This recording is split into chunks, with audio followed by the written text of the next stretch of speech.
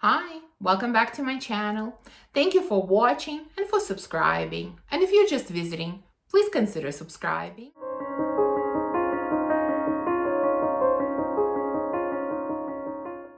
Today, I want to share with you my thoughts and opinions on some new and hyped up fragrances. Now, some of them have been released relatively recently, some maybe a couple of years ago, but they are new to me. So I have 8 samples here that I'm going to talk to you about. And again, like I mentioned in the previous video, take a guess. Did I like any of these enough to purchase full bottles? I will show you or tell you at the end if I did or not. This one that I have here is from Initio Parfums, and it is Oud for Happiness. I think this is their latest release that came out sort of towards the end of last year, if I remember correctly, or in the second half of 2021 for sure.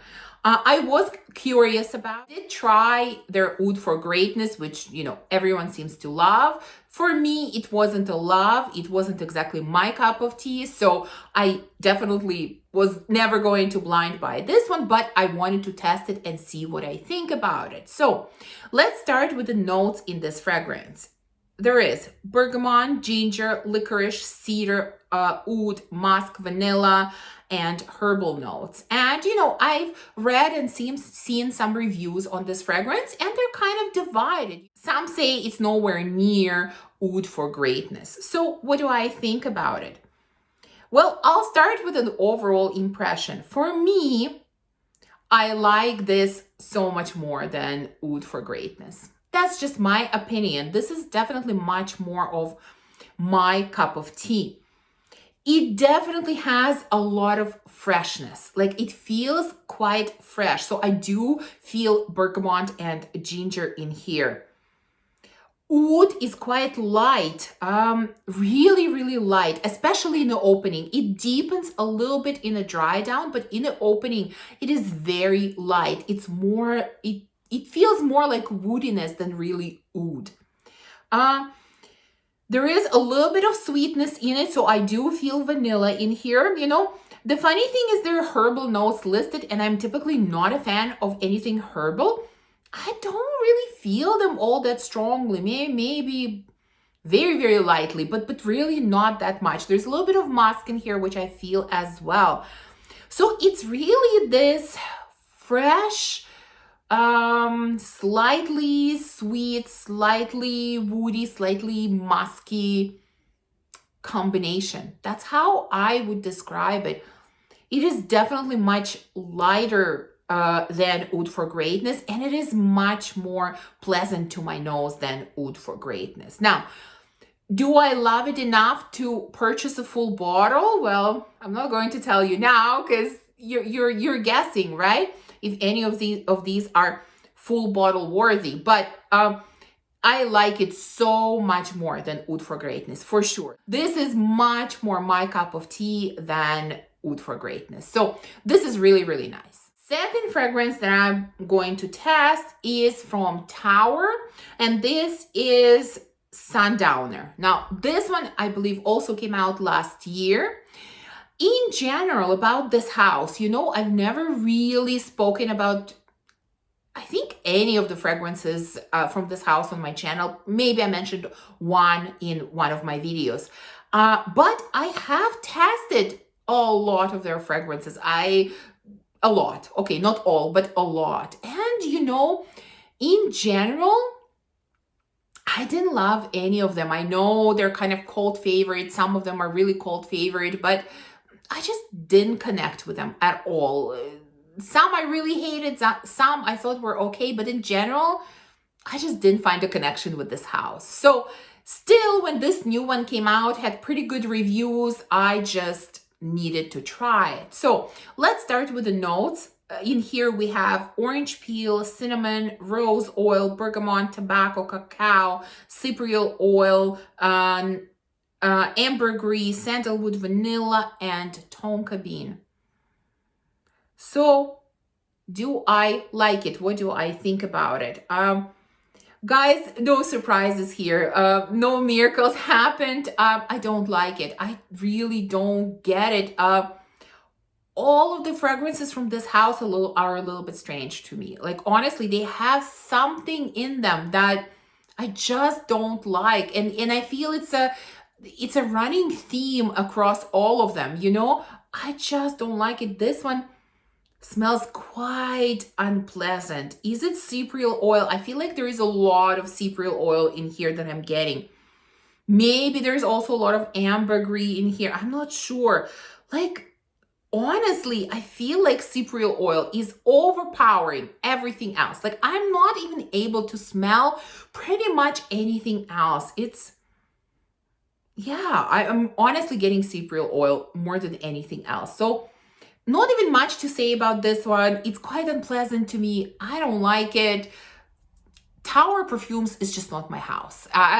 Really, I have to accept it and stop trying to find a fragrance from this house that I'm going to like, because I just don't get along with their fragrance.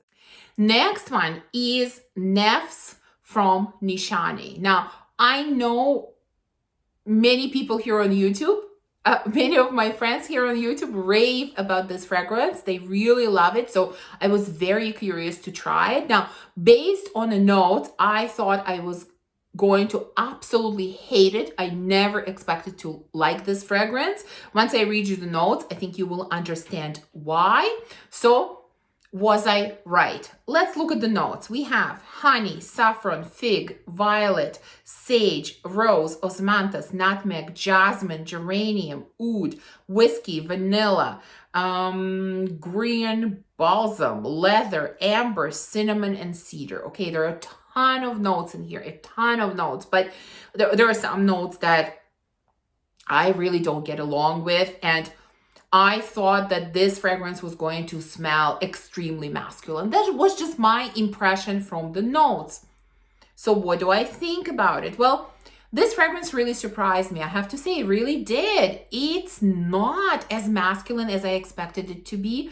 It smells a lot more pleasant than I thought it would. It really does. I mean, this is still a very strong, powerful fragrance. This is a statement maker. I don't think everyone would be able to wear it. It is definitely unisex, but I think for a woman to pull this off, like, I sort of picture this really confident, really self-sufficient woman who, you know, knows who she is. I don't think just anyone can wear it. It has a little bit of everything. I do get a little bit of honey. I do get some leather. I do get some wood.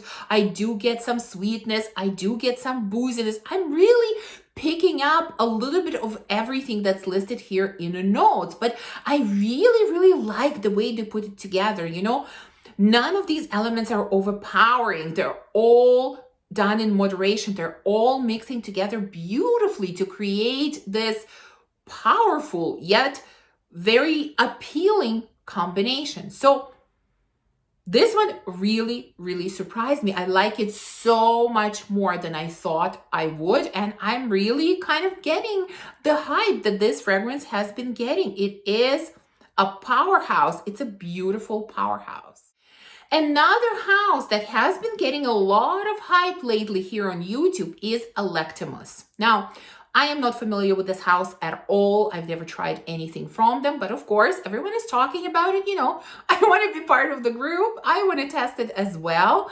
Now, I looked at all the fragrances in their catalog, looked at their notes, and you know, I really wasn't sure about many of them.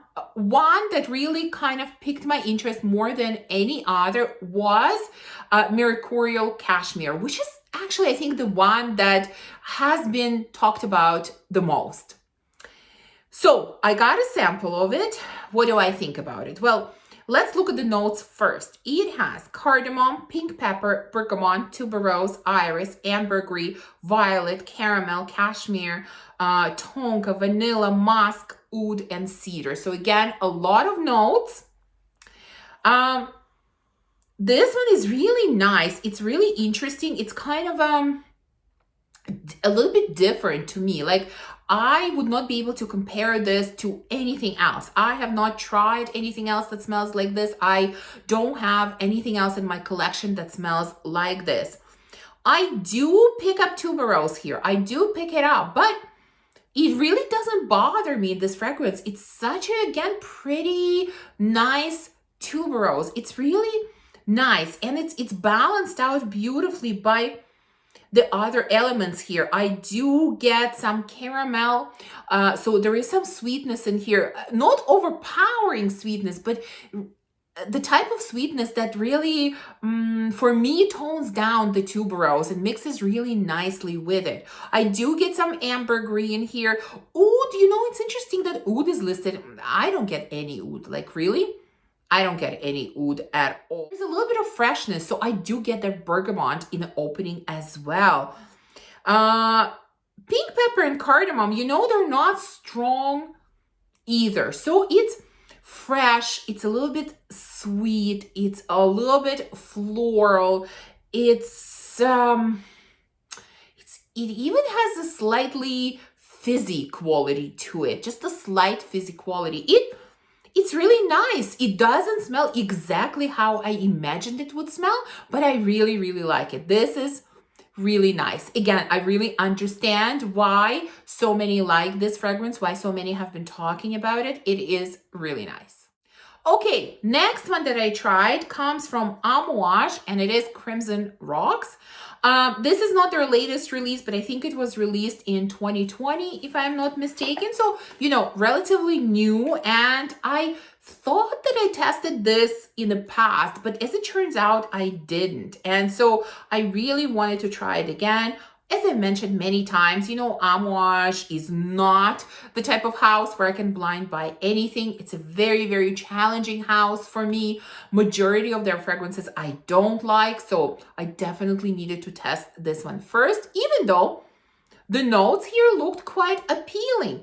There is cinnamon, pink pepper, honey, rose, oak, cedar, and vetiver. I mean, all the notes sound very appealing. And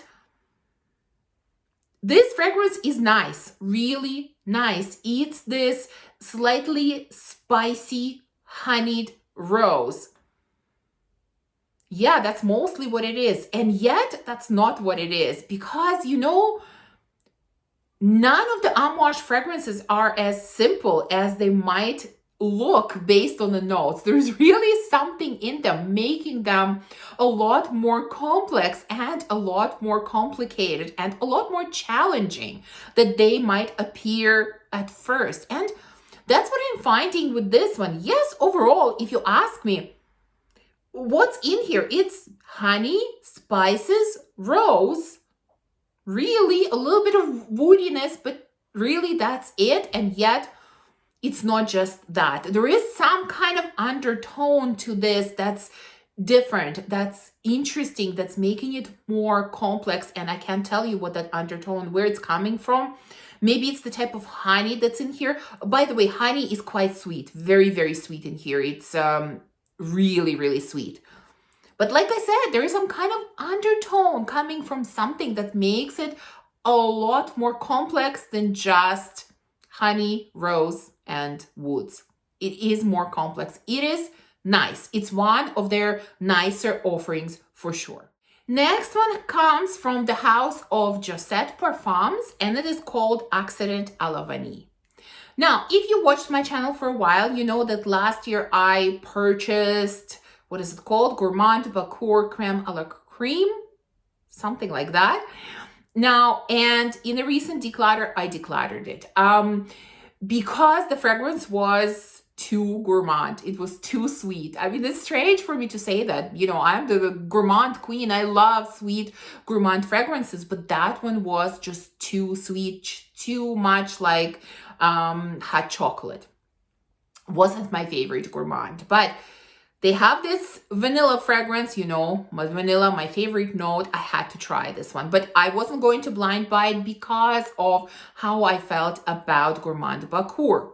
So this one has vanilla, sandalwood, and styrax. I think that's all. That's all the notes that I found on Fragrantica. Now, how does it smell? Well, it kind of smells like a smoky vanilla. Yeah, vanilla with a smoke.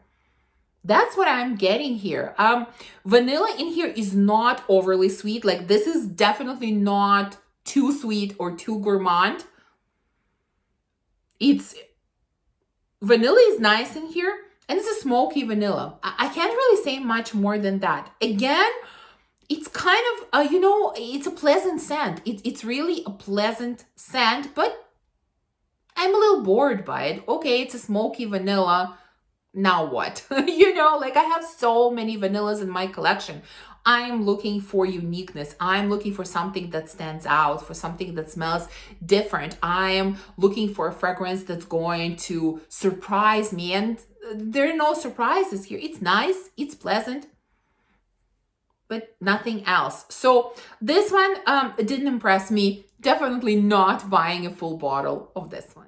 Okay, let's move it along. We have 2 more to test. And the next one is Peregrina from Thameen, if I'm pronouncing it correctly. Now, I have been dying to try this fragrance. It's been hyped up quite a bit on YouTube lately. Quite a few people talked about it. It looked really interesting. Again, it's a new house to explore, which I really enjoy. So I was thrilled to finally get a sample. What is this fragrance about? We have rose, jasmine, gardenia, lily of the valley, vanilla, caramel, myrrh, amber, ylang ylang, white musk, and powdery notes. Notes are kind of all over the place. Some I like, some I don't. But what I found interesting is that, I don't know, when people describe this one, I felt like they were describing it more as sort of this sweet gourmand fragrance, more than floral fragrance, even though there are a lot of florals in here. So I was so curious to test it out and see what it's about. So what do I get here? Well, I do get florals, and in the opening, I get this bouquet of florals.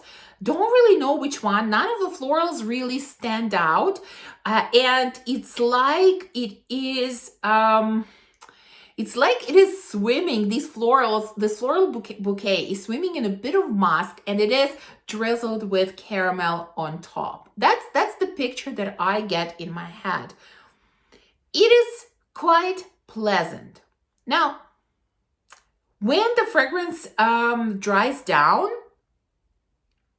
caramel kind of goes away. I mean, there is a bit of sweetness that remains, but caramel goes away, and I am left with florals. Really, just florals, and mostly white florals. Jasmine, gardenia, lily of the valley. Yes, that's what I'm getting. Not so much rose. In fact, rose is never really prominent to me. Rose is not the flower that I pick up here. If I didn't see the notes, I would say rose is not even here. Honestly, it's more white florals, maybe a touch of ylang ylang, maybe, but mostly white florals. And it's quite pleasant in the opening. I can't say that, wow, I'm crazy about it. It's so amazing. It's pleasant. But when it dries down, to me, it becomes quite generic, like really, really generic florals. Nothing special, nothing attractive. And I'm not saying it because I don't like florals, especially white florals. Really, I'm trying to be objective here. Let's say this is not my cup of tea, but what do I think about the fragrance in general? Guys, I don't get the hype about this one. I really don't. To me, it's so generic, especially in the dry down. If the opening is a bit more interesting, the dry down is so uneventful, so generic, so not interesting. And yes, I don't like the florals, but it's not just because of that. It's just, yeah, this one, I don't get the hype. I really don't. I don't understand what people see in this one that's so amazing. To me, there's nothing amazing. But then again, we all have different tastes. We all have different noses. So that's totally fine that we see fragrances differently. And finally, we made it to the last one. Again, I've heard quite a bit of buzz about this house lately and this fragrance in particular, although there are a few more from this house that I want to test. Now, the house is called Laboratorio Olfattivo and the fragrance is Vanagloria. So I actually have a decant of this one. Like I said, I still want to try a few more from this house that kind of piqued my interest, but let's talk about this one first. Obviously, with the name like Vanagloria, you can imagine that this fragrance is about vanilla, and of course, that's why I wanted to test this one first. Now, let's look at the notes. We have saffron, pineapple, incense, tonka bean, olibanum, bourbon vanilla, and musk. What does it smell like? Well, I will give you a comparison right away. This reminds me very much of L'Une Féline from Atelier des Ors. It's definitely sending me in that direction. But if I had to choose between these two, I would choose Atelier des Ors. To me, that fragrance is richer, deeper, more interesting than this one.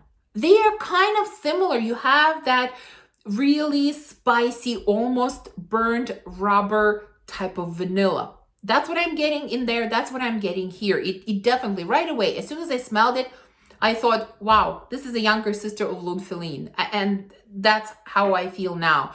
It doesn't change all that much in the dry down. To me, the fragrance is quite linear. It pretty much stays the same for the duration of its life. Yeah, it is similar to L'Une Féline, but it's not as interesting. It's not as rich. So if I had to choose between the two, I would definitely take L'Une Féline. So not this one. It's okay. It's nice. Maybe if you don't have L'Une Féline and you haven't tried it, you might like this one. But for me, it's okay. But again, not interested in this one. So there you go. These are the 8 fragrances that I wanted to talk to you about. Obviously, you know, from some of the descriptions, it is pretty clear that I will not be buying any full bottles of these fragrances, but you know, there were quite a few in here that I liked, that I was impressed with. So what did you guess? Do you think I purchased any full bottles?